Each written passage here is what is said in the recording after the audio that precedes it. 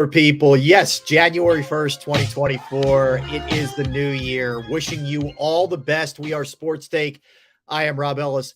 That is Tone DeShields. Tone, I had to start there, and I want to wish you a very, very happy new year as well, because I sense today we may struggle to find a lot of positivity. So I think it's good to come out of the chute saying Happy New Year to everybody. How you doing, my man?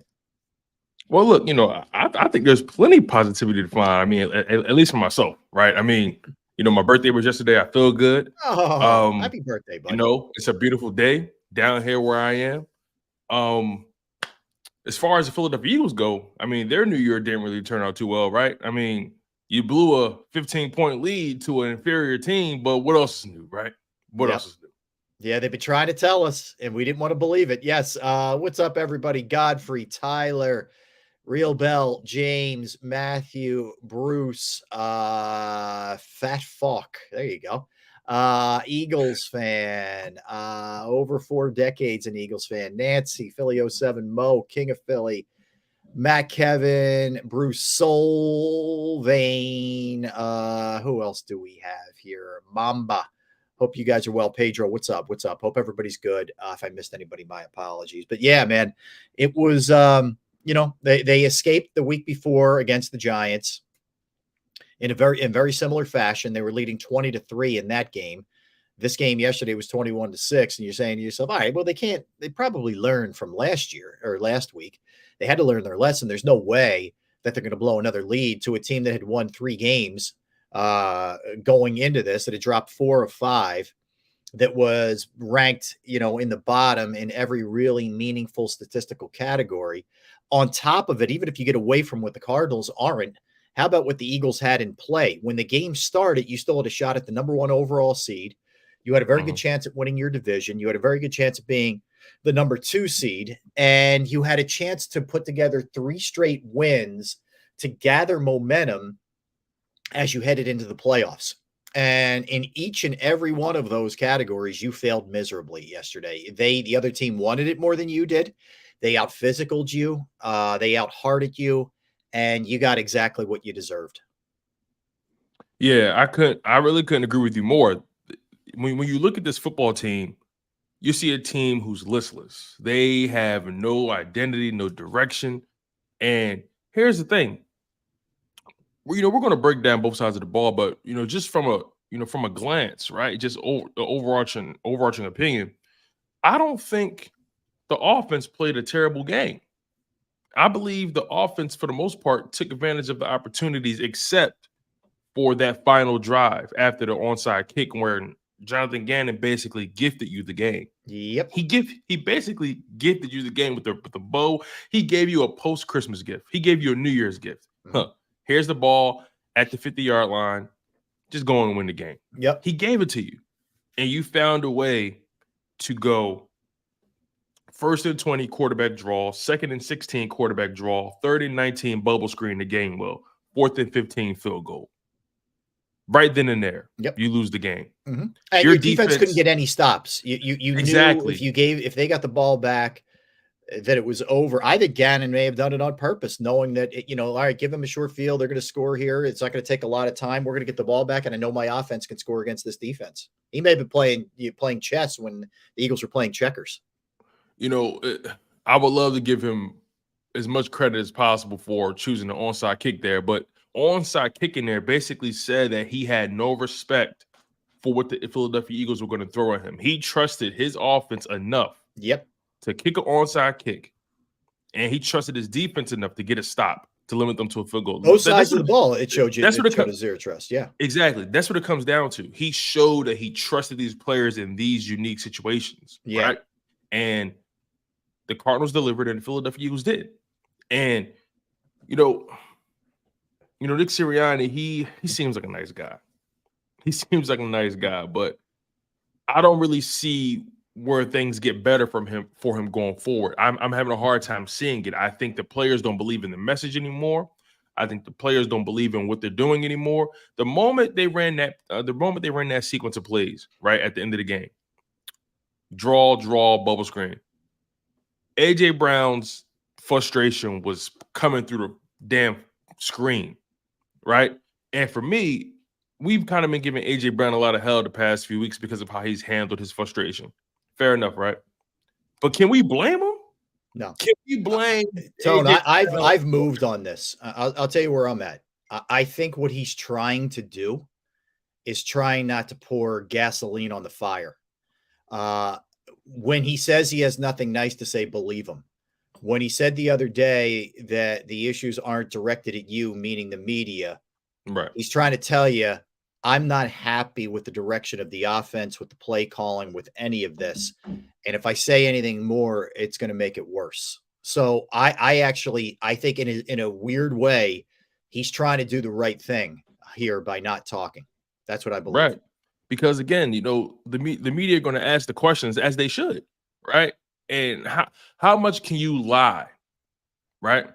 See, there are some people in life who are just good liars. They're good at putting on a face, or they're good at just, they're good. They're good at just saying exactly what needs to be said, right? And there's a skill in that. There's some guys who are just, look, my frustrations are so hot right now.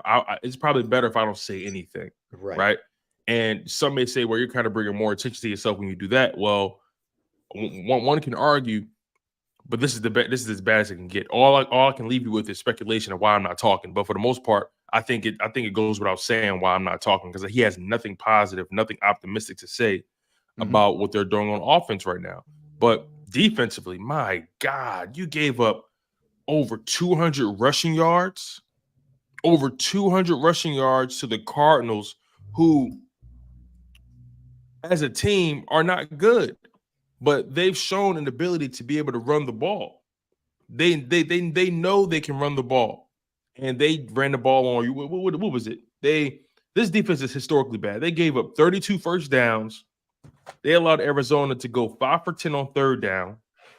Allowed Arizona to run 72 offensive plays, put up 221 rushing yards on 40 attempts. They had 6 red zone opportunities and converted on 4. And they possessed the ball for 39 minutes and 39 seconds. The Eagles were dominated in this game. Now, they had limited opportunities because, the pick 6 and, the Cardinals were sustaining drive. So the offense really didn't have that many opportunities on the field. But for the most part, I think they scored on all their red zone opportunities. I think they had a couple drives that they punted on the first drive in the first quarter, and then they punted on their first drive in the third quarter, but the quarter was pretty much gone at that point. The Cardinals killed so much of that clock, and then they didn't convert. The first and 20, second and things like that. So they really didn't have that many opportunities on offense. Yet they still put up 31 points. 31 points should be enough to beat the Cardinals, right, Rob? It should be. Yeah, it should be. I mean, look, and 7 of those was Sidney Brown, and the other 3 was a gift on the onside kick. But this wasn't for me. The issue I had with the offense was the horrible play calling on the series after the onside kick. That was my issue with the offense. That was my biggest issue with the offense. But this is a defensive problem. And, I don't know if you remember, Tony, it was about 6 weeks ago. I said, you know what, maybe we kept trying to figure out, well, why isn't this working defensively? And I said, maybe they just aren't good. Maybe they're a bad defense, as much as we don't want to admit. They're an awful defense. They're not bad. They're terrible. They're terrible. And to allow the other team to score on 4 consecutive drives, to have drives of 64, 59, 75, 77, 77, and 70, means you can't get off the field. And, this didn't just start. The other thing is you're getting killed on the ground. You're getting killed in the air in terms of conversions. They're terrible. And you can put Matt Patricia out there. You put Sean Desai out there. You put anybody you want out there. It doesn't matter. You're getting uninspired play from the defensive line that's loaded with first rounders and money guys who are doing nothing. Okay. They got 1 sack yesterday. They got 1 the week before against the Giants. They're doing nothing in the passing game, and they're getting killed in the running game. You realize, Tone, over the last 6 weeks, they're allowing 153 yards per game on the ground, almost 5 yards per carry.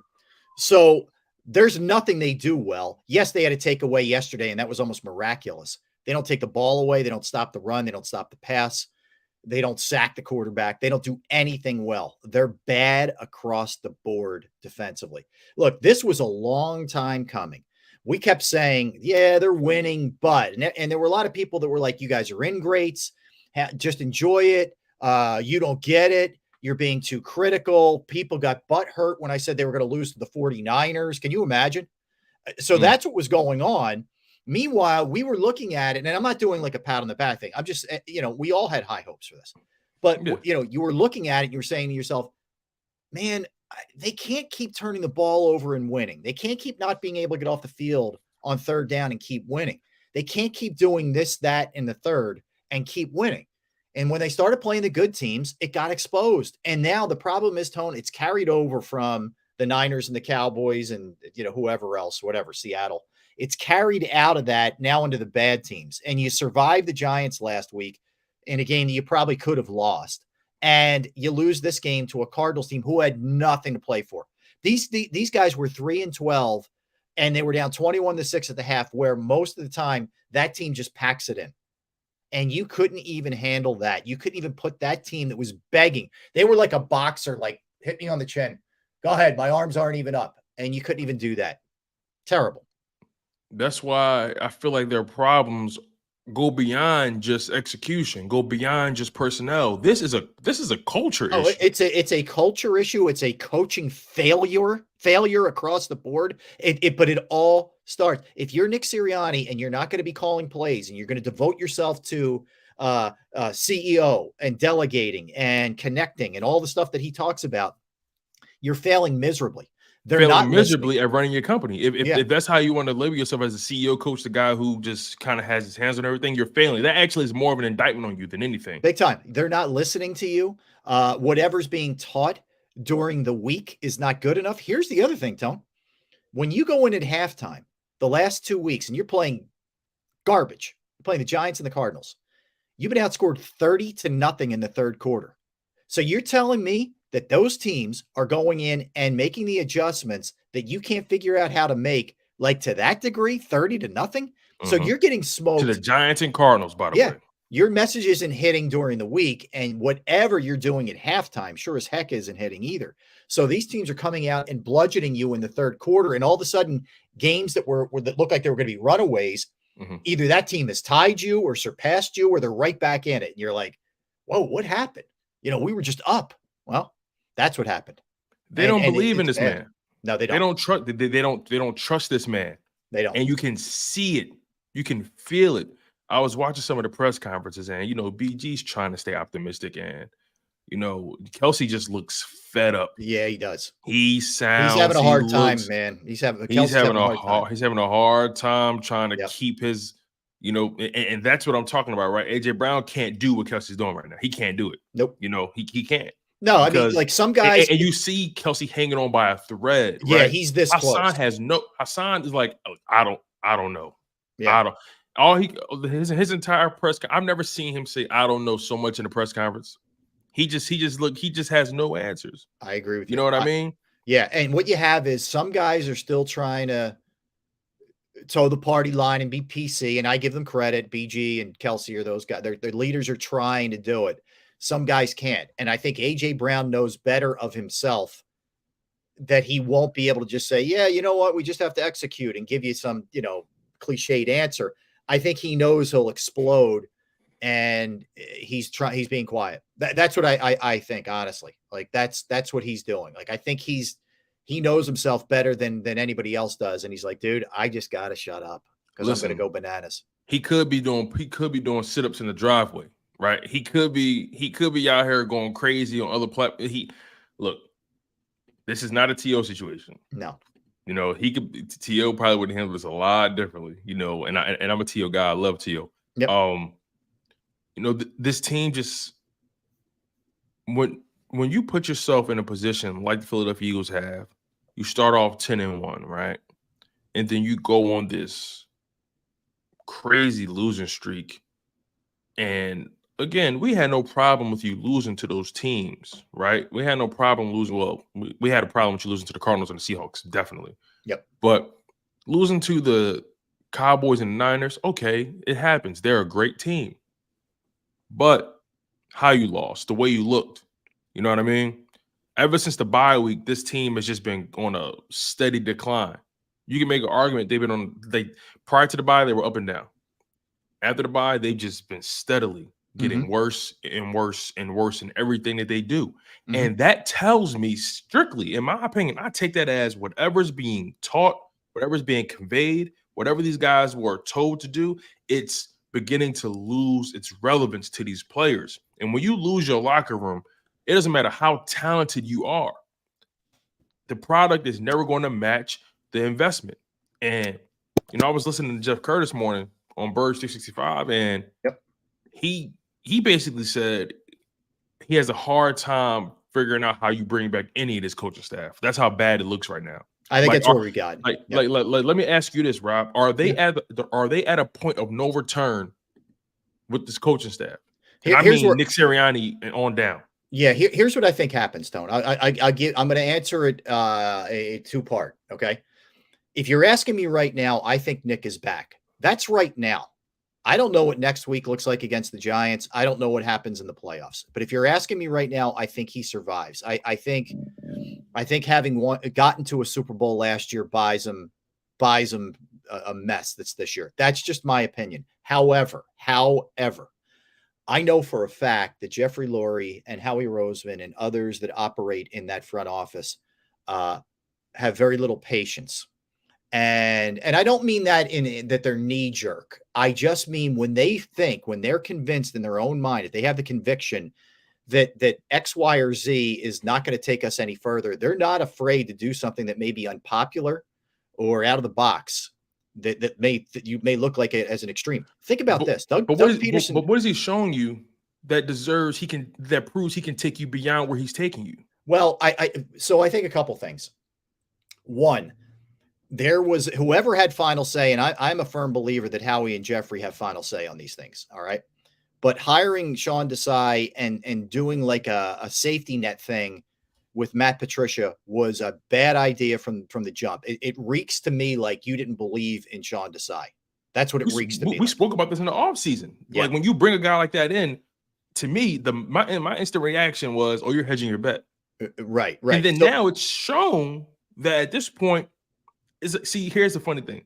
This team, this organization thought that they were covering themselves by demoting Sean Desai and elevating Matt Patricia. But all it did was actually expose what the real issue is. And that was the personnel. And that actually put the lens back on Howie and those guys. So them trying to play damage control actually, in my opinion, had a greater aftermath than just keeping Sean Desai in the building doing his job as he was. I agree. But so what I'm driving at is maybe there's recognition by Howie and Jeffrey that we made a mistake, and maybe Howie reflects on I didn't do enough on the defensive side of the ball. Whatever. I don't know. I think that could help Desai. Help Gannon. Jesus, help Sirianni. Sorry. 1 out of 3 ain't bad. But how can that help Sirianni? It helps them. It helps him because they're the ones who screwed this up with a guy who wasn't up to speed as a defensive coordinator. They're the ones who let TJ Edwards and CJGJ walk, and they don't have enough on that side of the ball. Now, there's a flip side to that. The flip side is, man, we have a defensive line that should not have 41 sacks when they had 70 last year. That's just utterly not good enough. We should have an offense that's a top 3 offense that doesn't look stale and played out. And that's your side of the ball, Nick. And that's where I'm going. Yeah, this side of the ball is, at least with the defensive side, we can say, okay, Nick is an offensive guy. They don't have the talent over there. Okay, maybe I can't look at Nick for the defense, right? Even though he is playing the CEO coach role, maybe I won't kill him for the defense specifically, right? Yeah. But as far as the offense goes, to have that amount of talent and continue to underdeliver with that level of talent, that caliber of quarterback, receiver, tight end, running back, offensive line, to underachieve to this level, that's the most blasphemous part about this. At the very least, be good at your side of the ball when you're a head coach. Yeah, make sure your side of the ball is never the issue. And this is where the rubber meets the road for Nick Sirianni. I personally have a hard time believing there's anything to come out of this positive, from him at the very least. Yeah, I think here's the other part of this thing. This is the most, I think, the most damning thing for Nick's case. The most damning thing for Nick's case is you've had leaks, you've had guys unhappy, you've had things coming out in the press really all year, even when they were winning. And now it looks like you have a team that just flat out has tuned you out. If you're not going to be a Sean McVay wizard with X's and O's, you better be a guy who connects and gets them to buy in. And they haven't bought in one friggin' bit. How can you buy in? Quarterback draw, bubble screen. That's the best you could come up with. And that's in that situation, you have an opportunity to put the game away. And quarterback draw, bubble screen. That's the best you can come up with. How many times, Robin? I'm sorry if I'm over talking you, but the frustration is mounting. How many times do we have to see that sequence? How many times have we seen that sequence, Rob? Well, too many. The answer is too many. And here's the other part. He at one point explaining that away mentioned the wind down there. The wind. Give me a break. Give me a break. I don't care that it was 4th and 20, man. You got to try and you got A.J. Brown, you got Devontae Smith, you have Dallas Goedert, and you're running a screen for Kenneth Gainwell that your one of your lead blockers is Devontae Smith, who got hurt, then gets hurt on the play, leaves the place in a boot and crutches, and we're waiting to hear on an MRI. You may have damaged this guy and lost him for the postseason. It is beyond malpractice, that play. Take a shot. Look, everybody you take a shot with AJ or Devontae and you don't get it. Okay, it was 3rd and 20. Okay, I'll live with that. A freaking screen to Kenneth Gainwell, your 4th or 5th best option. I can run through 3 guys. I can go AJ Brown, I can go Devontae, I can go Dallas Goedert. I'll go Swift before I'm getting to Kenneth Gainwell. Exactly. And that's out of a timeout, Tone. You ran out of the time. I'm so glad you said that. You couldn't even get the play in on time. Right. We are in week 17. Exactly. And you have guys on the sideline not knowing if they're in the right personnel packaging or the right personnel grouping. Yeah. Like Grant Calcaterra, or was it Jack Stoll and Julio Jones? They were like total confusion. Utterly confused. And it wasn't one of them. It was multiple guys, which tells you it wasn't one guy who just didn't know the play. Who's a right. This is more than one. Yeah, it's multiple guys. So the other part of that is, so he keeps hitting us, and I get it. He's out of answers, so he's just throwing anything he can throw against the wall. I get it, but he's still rolling out the, we got to keep working on these things, dude. It's week 17. He felt like they were being aggressive, Rob. Right. If we're still correcting this kind of crap in week 17, I don't know what else to say. They have no identity. No. Like let's be frank about this. Nick Sirianni goes in his press conference and says, we have to find a way to stick together. Yeah. We have to find a way to stick together. Right. Your answer to these issues is kumbaya. Really. Because when I look at this football team, I see a team that doesn't trust you, doesn't believe in you, and they've lost all faith in what you're teaching, what you're preaching. Mm-hmm. Nick Sirianni, please. You called your game plan coordinated for quarterback draw, bubble screen, field goal. Meanwhile, you knew damn well your defense couldn't stop a slow leak. Correct. Couldn't stop a slow leak. And you had to get 7, not 3. If you get 3, you lose. It's the same as getting nothing. Do you realize in these past 3 games, they've put the defense in a position to have to win the game? Yeah. Seahawks, you had your defense on the field last to try to win that game. 92 yards, Drew Lock. You put them in a situation, they get driven 92 yards. Against the Giants, you put them in a position where defense had to step up and make a play. They were moving the ball, by the way. Only thing against them was the clock. They would have probably scored a touchdown if you give them another 30 seconds. Absolutely. Giants basically run out of time. And then you put the ball in Kyler Murray's hands again and put the ball, and forces your defense to have to make a play when they haven't been able to make a play all day. Where's the situational awareness, Nick? It's Rob. I know. So look, here's what I'm telling you, I'm man. completely emotionally unplugged from this team. No, I get it. And don't get me wrong. Here's what I'm saying. If you're asking me today, January 1st. I think he's back, right? That's what I'm telling you. However, there are caveats to this, man. They come out and lay down next week and lay down against Tampa, or who it's likely going to be Tampa, but whoever they end up getting in the first round, then it changes big time.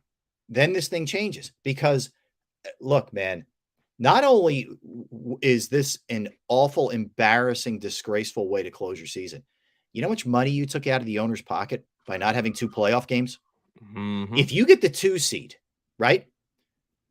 I'm assuming the Eagles beat Seattle at home. I'm assuming, they at least get one more game before you have to go to San Fran. There's a lot of revenue that just walked out that door. There's a lot of revenue, to say the least. And that's not why you make every decision. That's a relevant point, though. But if you think that's lost on Jeffrey Lurie's bottom line, think again. It's not. Okay. So that's a major, major problem. And I truly believe this. When they look at that offense with Jalen Hurts, who was a runner-up MVP, with A.J. Brown, who was on pace for a minute for 2,000 yards, Devontae Smith. Think about this, Tone. You have a 4,000-yard passer, 2,000-yard receivers, and a 1,000-yard rusher. And it looks like what it's looked like for most of this year. Like that's your side of the ball, right? You're not a defensive guru. And you want to tell us last week, hey, don't yell at Brian Johnson. Look right here. Okay. I'm glad you said that. Yeah. So I'm looking at you. You know what's so sad about it too? Guys have gotten fired in this city and they've accomplished more than Nick Sirianni. Doug Peterson won the Super Bowl in 2018, the 2017 season, but he won it in 2018. How many additional years did that buy him in the city? So 2 more years? He won it in 17 and he was out after the 20 season. So he had 18, 19, 20. He got 3 years. And think about this, Tone. Went to the playoffs in 18 and won a playoff game on the road. And if the ball had not gone through Alshon's hands, who knows what happens in New Orleans, right? Right. 19, you get a playoff. Right, got the loss, but Carson gets knocked out right away on that Clowney hit, whatever. We all know what happened. We know the history. But he got his teams to 2 playoff appearances after that, and after that third season was gone. So it's not. And again, he won a Super Bowl. So if a Super Bowl bought Doug Peterson 3 seasons, how many seasons has a Super Bowl appearance just bought Nick Sirianni? Yeah, it can't be much longer. No, it's why this isn't crazy talk. This isn't Monday morning quarterbacking going over the top talk. When it looks like it's looked all year, and I know it's to anybody who hasn't watched this, they're probably looking at it from the outside saying this team won 11 games. Give me a break. But my answer to that, my response to that is go back and watch every game and go and watch what's happening now, because you know what it was. You had the tidal waves banging against the dam, right? You can see the dam's moving, and there's little cracks, and I can't believe it's not coming out yet. And then all of a sudden, and once that hit, man, the flood was on, and we're flooded right now. They're drowning. They're drowning. And the number 1 seed, and I'll end it with this: the number 1 seed is officially gone. And the division can very well be gone as well, because all Dallas has to do is beat Washington they're going to beat Washington. They're beating Washington. They're beating Washington. You squabbled every opportunity that the Dallas Cowboys have given you.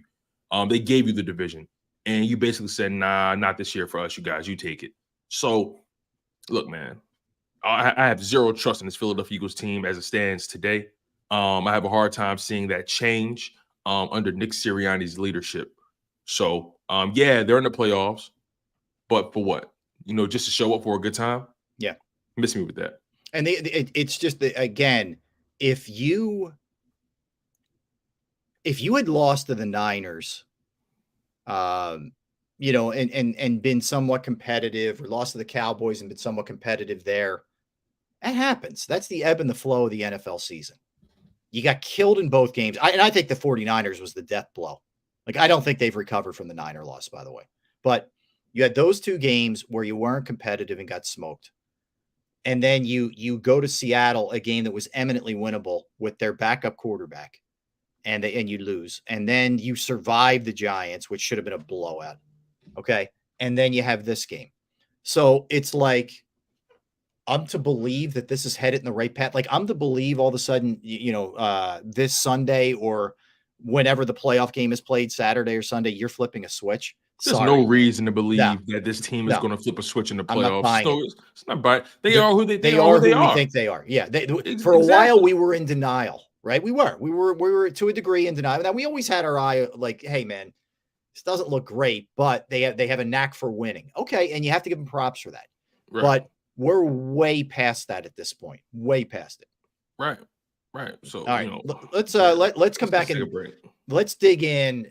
And I'm going to forewarn you, man. The numbers are not pretty. We're going to get more. We're doing the defense first here, Tone. So they're going to get it. Let's get to that. It's one thing when Tom Brady doesn't punt on you in a Super Bowl. That's the GOAT. It's another thing when this Arizona offense, that's led by some dude named Dortch, doesn't punt on you.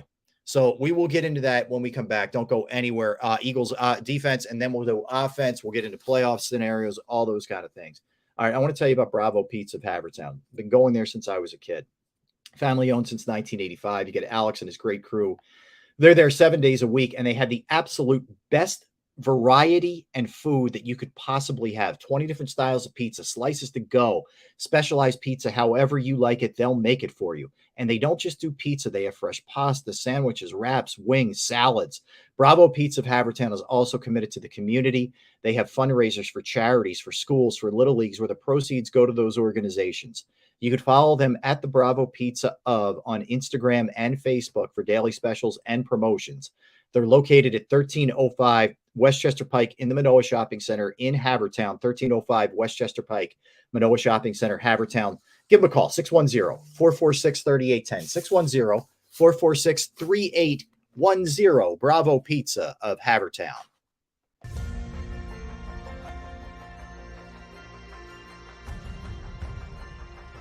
I remember getting my heart broken when they lost the Super Bowl in 2004. We're big Eagles fans. We moved to South Philly because of the Eagles. When they won, we went straight to Broad Street, and everybody was going nuts over there, and it was just a memory that you'll never forget.